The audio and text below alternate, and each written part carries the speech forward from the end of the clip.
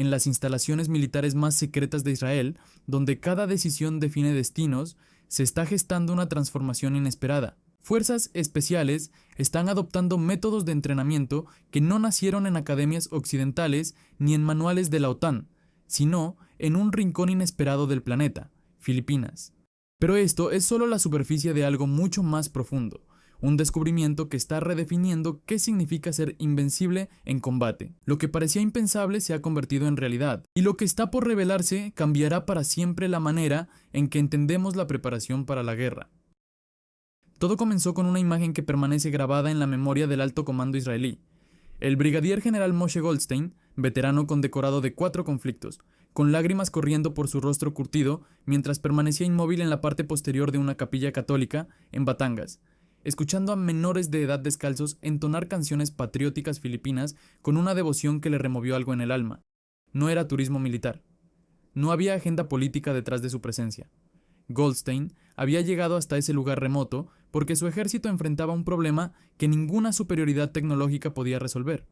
Este oficial, responsable de entrenar a miles de combatientes y de liderar misiones que definieron conflictos regionales, había identificado en el pueblo filipino algo que décadas de innovación militar no habían logrado desarrollar: una clase de fortaleza interior que desafiaba clasificación.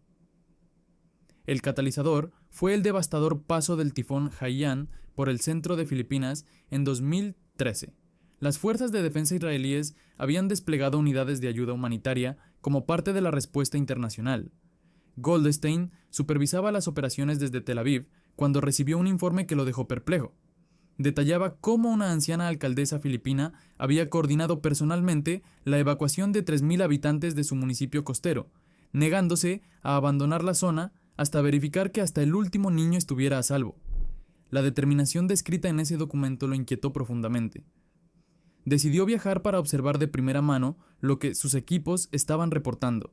Lo que presenció superó sus expectativas más extremas. No encontró solo devastación y sufrimiento, descubrió una demostración de cohesión social que cuestionaba principios fundamentales sobre comportamiento humano bajo estrés extremo. Documentó familias completas cocinando para cientos de desplazados utilizando únicamente utensilios rescatados de escombros. Registró adolescentes dirigiendo operaciones logísticas complejas con una coordinación que habría impresionado a oficiales de carrera. Observó soldados filipinos mantener disciplina y optimismo después de trabajar 72 horas consecutivas sin equipamiento adecuado. No había pánico masivo ni colapso organizacional. Prevalecía una calma operativa que emanaba de reservas psicológicas que el entrenamiento militar convencional nunca había explorado sistemáticamente. Parecía que esta población había cultivado fuentes de energía mental que funcionaban independientemente de recursos materiales o estructura jerárquica formal. La experiencia lo marcó permanentemente. Meses después, cuando estadísticas alarmantes comenzaron a llegar a su escritorio sobre incremento en suicidios militares y episodios de colapso psicológico entre tropas técnicamente impecables, las imágenes de Filipinas regresaron a su mente.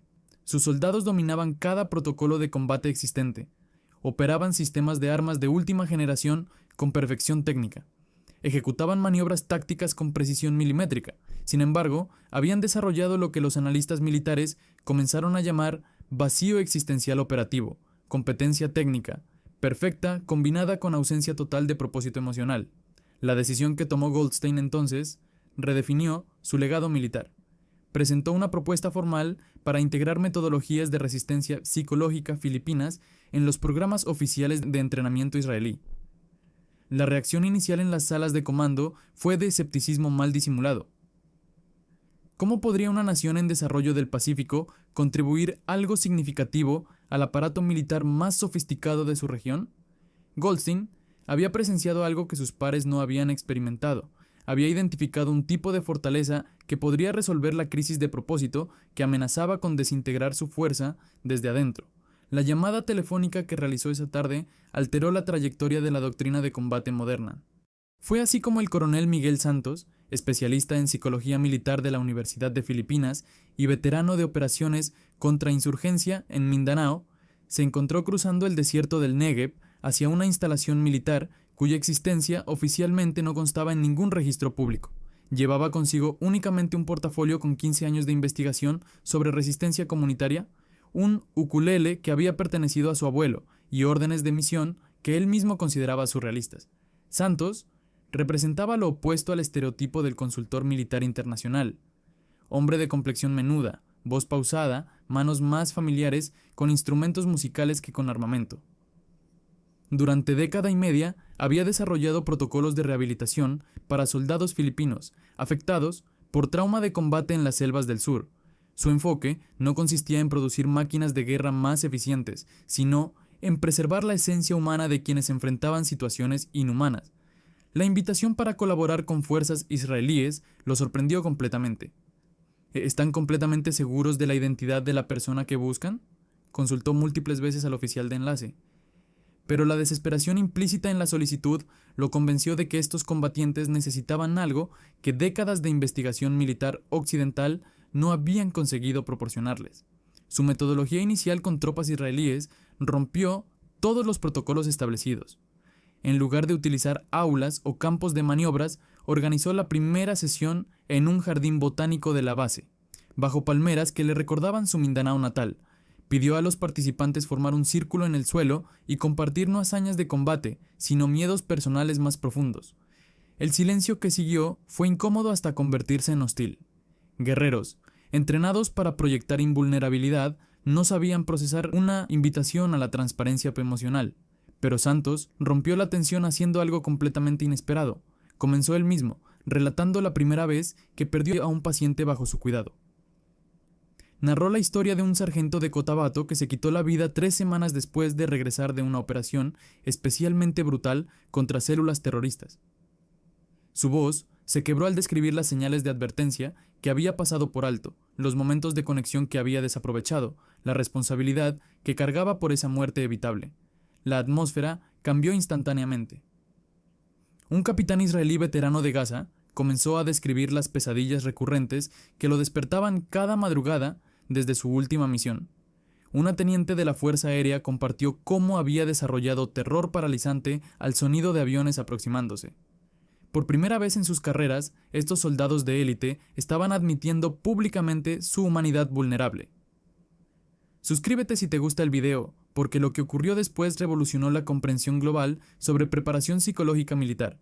Santos implementó lo que denominó redes de Paquiquipa-Capua, estructuras grupales donde los combatientes no solo verbalizaban experiencias traumáticas, sino que desarrollaban mecanismos colectivos para procesar y distribuir esas cargas emocionales. El principio filipino fundamental de que el sufrimiento individual se transforma en fuerza grupal cuando se comparte auténticamente entre personas comprometidas mutuamente. Los resultados comenzaron a manifestarse en periodo extraordinariamente corto. Soldados involucrados en estas redes mostraron reducciones dramáticas en indicadores de estrés postraumático. Sus tasas de reenliste aumentaron significativamente, pero el cambio más notable era cualitativo, transformación completa en cómo se relacionaban entre ellos y con el significado de su servicio militar. La prueba definitiva llegó durante una operación de alta intensidad en territorio palestino.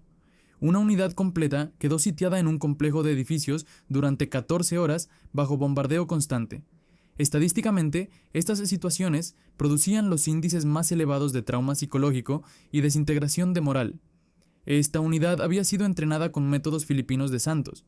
En lugar de colapsar bajo presión, los soldados activaron espontáneamente técnicas aprendidas. Establecieron lo que llamaron círculo de resistencia espiritual, formación táctica que combinaba posicionamiento defensivo con apoyo emocional mutuo. Compartieron recursos mientras se contaban anécdotas sobre familias, sueños personales, razones por las cuales su sacrificio tenía significado trascendente. Los refuerzos que finalmente llegaron encontraron algo sin precedentes en anales militares israelíes. Combatientes que habían resistido bombardeo intenso durante horas, manteniendo no solo efectividad operativa, sino estabilidad psicológica completa. Ninguno requirió evaluación psiquiátrica posterior. Todos continuaron en servicio activo sin complicaciones. El reporte de esa operación ascendió hasta niveles ministeriales más altos. Técnicas desarrolladas por un psicólogo de provincia filipina estaban superando décadas de investigación en academias militares occidentales. Santos había demostrado algo revolucionario, que los filipinos habían desarrollado no simplemente tácticas de supervivencia, sino filosofía integral sobre preservación de dignidad humana en circunstancias que deshumanizaban. La expansión del programa fue meteórica. Instalaciones a lo largo de Israel comenzaron implementando doctrinas filipinas para personal activo. familias, militares, veteranos licenciados y equipos de apoyo logístico. Las innovaciones de Santos se integraron al currículo de entrenamiento básico obligatorio. La transformación más significativa ocurrió en autopercepción nacional israelí sobre naturaleza de fortaleza defensiva. Una sociedad que había fundamentado su identidad en premisa de que dureza emocional equivalía a supervivencia nacional, descubrió que resistencia auténtica podía emerger igualmente de compasión disciplinada, vulnerabilidad estratégica y conexión afectiva profunda entre defensores. Santos regresó a Filipinas tras 4 años de servicio, habiendo alcanzado estatus legendario en comunidades de defensa internacionales. Sin embargo, insistía en que su contribución había sido mínima. Únicamente traduje lo que cualquier nanay filipina entiende intuitivamente, explicaba en conferencias académicas posteriores. Que poder genuino no emerge de endurecimiento emocional, sino de capacidad para mantener corazón receptivo, incluso cuando circunstancias externas exigen máxima dureza.